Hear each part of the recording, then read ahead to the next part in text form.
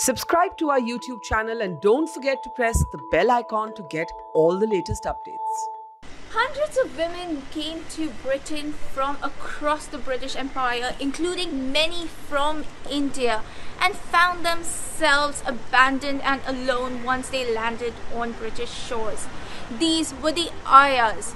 They travelled many miles, looked after the children of these British households, but were left to survive on their own once they landed here.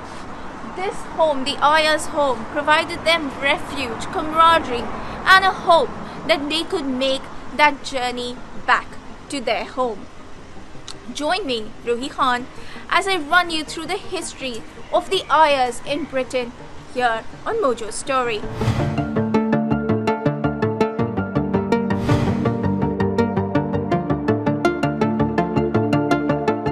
In London's Hackney Museum, the story of the Ayahs Home slowly unfolds. So,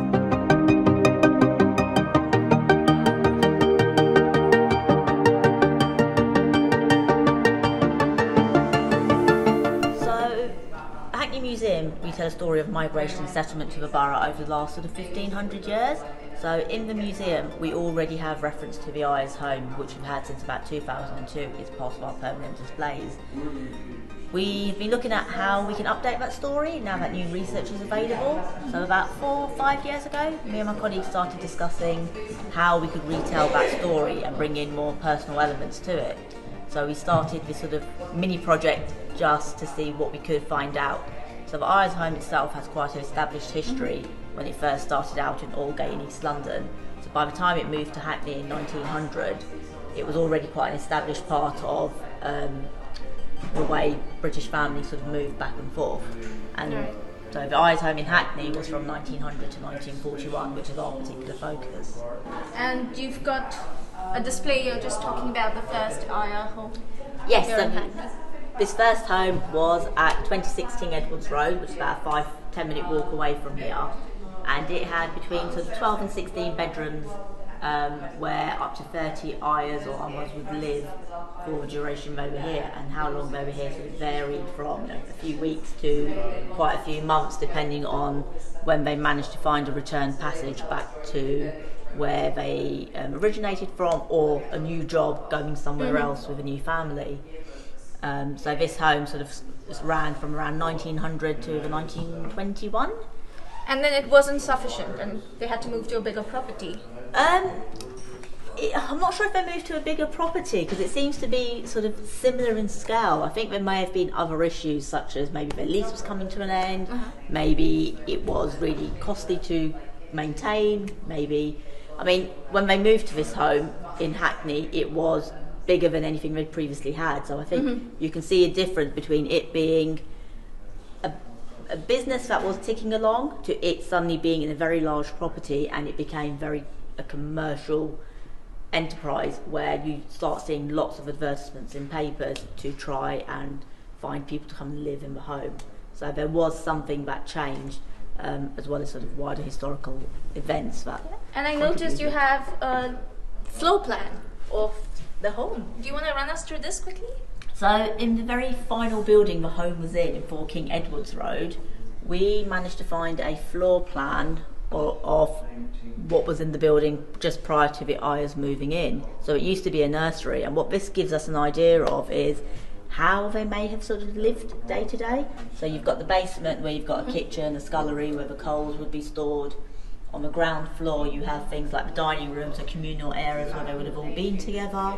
And then sort of going up you get to see what are described as dormitories for the women who lived there in shared bedrooms. And there were, on a given time, about 30 Ayahs easily living in this accommodation. Yes, I can't imagine 30 people living in one of those buildings now, because it's subdivided into flats, but yes, from what we understand there were up to 30 Ayahs or Amahs living in a building at a time.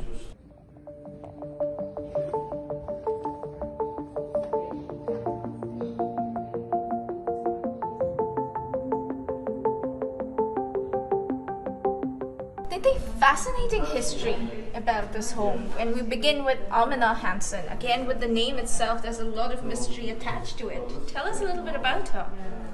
So I first came across Amina's name just in the census in 1901 when she was at the home in Hackney, and what instantly struck me was her first name. It might be usual for us now, but it was certainly unusual for the time. So sort of did a little bit of research and digging into her backstory to try and identify where that name could have come from. And I think I've narrowed it down to it potentially being connected to her dad, who may have been from Morocco, but living in the local area at the time. And she was responsible for running the first home for Ayahs in the house. So there were 4 versions of the home. So the first 2 were in Aldgate and the third and the fourth were in Hackney. Her mum was a domestic servant in the second home in Aldgate. And then Amina, she grew up, sort of took over running that home. So then when the home moved to Hackney, she was the one who was in charge and running the home, and she was the one you can almost credit with growing it as a business from what it was in Aldgate to the large property it moved into in Hackney with its sort of 12 to 16 bedrooms to fill. You can see the really aggressive advertising campaign in newspapers to say, we will look after your Ammars, come and bring them to our home. Yeah. And Sarah, what do we know about her? So Sarah took over running the home after Amina passed away. And Sarah's an interesting figure because there was a government inquiry into the care of what they described as colonial servants at the time. And Sarah was asked to give evidence about the running of the Ayahs Home, and that is actually where we learn the most information about that day-to-day operation of how the home functioned, how it supported women, how their transaction worked, about things like how it was paid for, who paid for the Ayahs to live in that home, how did that work, were Ayahs abandoned, which is sort of a common story that gets told a lot. So while the early homes were set up because Ayahs were abandoned, by the time we moved to the homes in Hackney, sort of in the 1900s, they weren't being abandoned in that way anymore. There were maybe 3 or 4 cases a year, which is what Sarah was telling the inquiry, but the majority of Ayahs were there almost like an equivalent of a modern day employment agency. They were contracted to come over and perform a job on the way, stay at the Ayahs Home as a travelling Ayah or Amma, find a different employer to help them back. And what funded their stay in these homes is the return ticket. Yes, it's a really complicated system of understanding that when the Ayah came, they would sort of give their ticket to the matron, in this case Sarah, and then when another family came, the matron would sell that ticket to the new family, and that would have funded the Ayahs Home. I don't think it was making huge amounts of money, because I think there was always requests for donations to help run it. I mean, the other thing that's not that comes across slightly here is just what a strong Christian missionary ethos it had, because by the time it moved to Hackney, it was run by the London City Mission, as you can see at the top of there. So they would have regular things like Bible studies, going to service,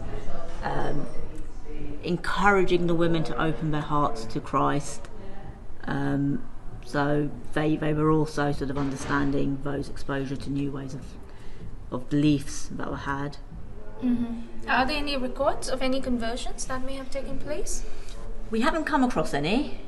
There was a story of, I think it's her name, Susan. She was a 12-year-old who was brought over by a family to be a maid in Britain, and then the family didn't want her services any longer, so she ended up finding herself at the Ayahs and Amma's home. I can't begin to imagine what it would be like for a 12-year-old abandoned in another country.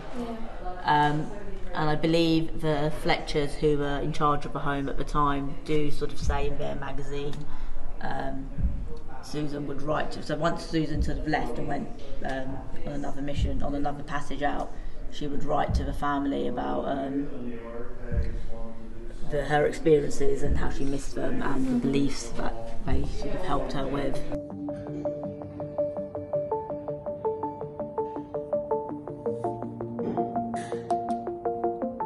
Such an interesting exhibit this is, and it also talks about your difficulty in identifying the Ayahs in this country. So just run us through what's happening here.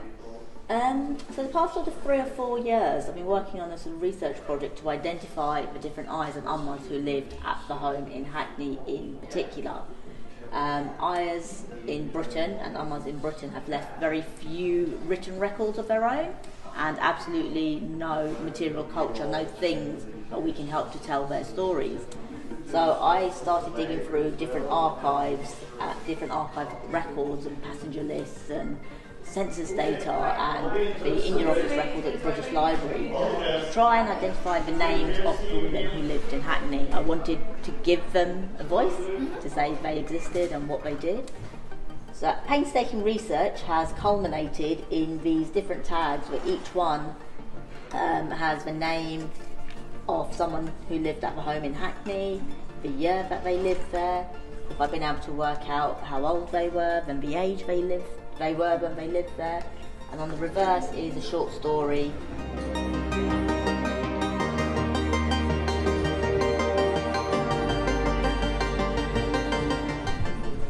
Let's talk about Mrs. Anthony Pereira, and she claims to have made at least 54 journeys. Is that even possible?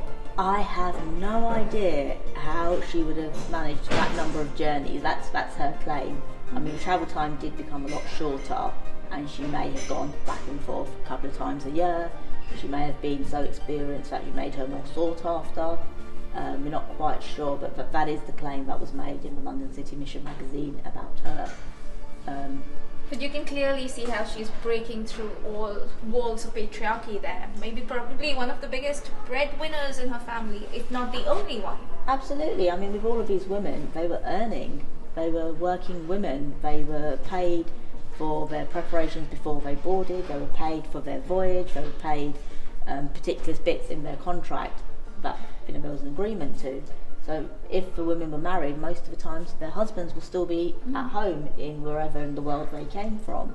So that concept that they were all widows doesn't quite ring true. Some of them were married, had their own families. She talks about children and grandchildren, many grandchildren, that they all live in India. Yes, definitely. So there is something there about these women sort of breaking those traditional patriarchal structures and barriers by travelling sort of independently of their husbands, earning, probably being breadwinners for their families.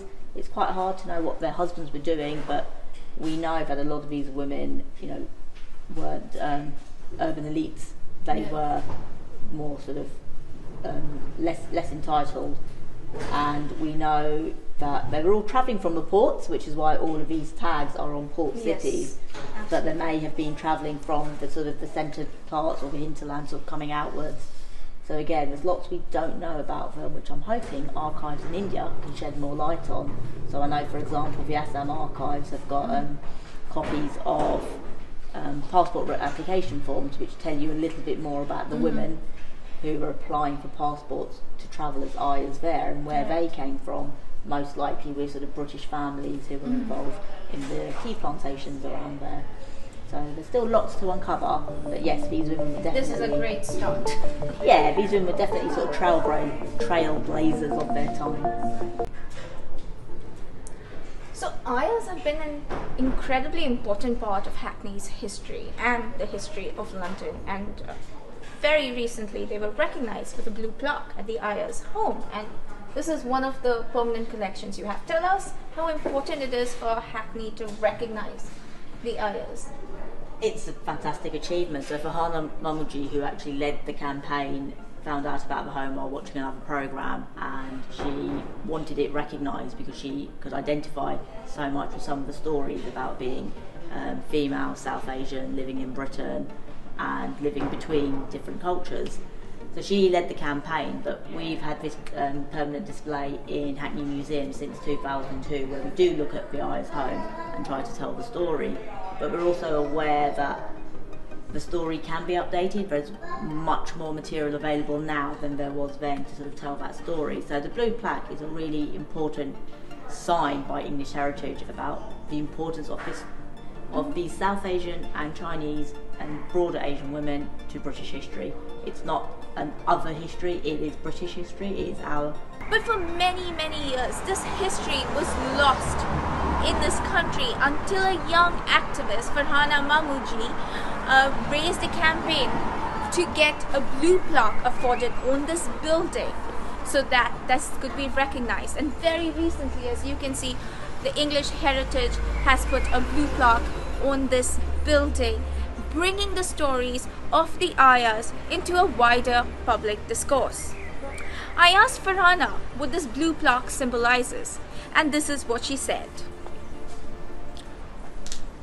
It is with great pride that we are able to unveil an English Heritage blue plaque for the Ayahs Home in Hackney. At the time, it was the only named institution of its kind in the UK, a safe haven for so many abandoned Asian women from all over the empire who felt victim to colonization. It is of significant importance not just for Asian history but British history and international history. She says, "When I started my campaign over 2 years ago, I could never have imagined the incredible response from academics, members of the public, institutions and the local community. The overwhelming positive feedback is testament to how much the stories of these women, though little known, resonate with so many of us. I hope this campaign and the result will urge others to take a closer look at the hidden histories in their local communities, so we can continue to diversify the histories that are told around the world." This is what Farhana Mahmooji told us. And as you can see, this blue plaque here will at least generate some curiosity among local residents and also probably get more tourists to come here and look at this incredible building that for many, many years housed the abandoned Ayahs of India here in Britain. This is Ruhi Khan in London for Mojo Story. It's great to see you here. Thank you for watching our work. If you haven't subscribed yet, don't forget to click the bell icon and subscribe to Mojo Story and support independent, robust journalism.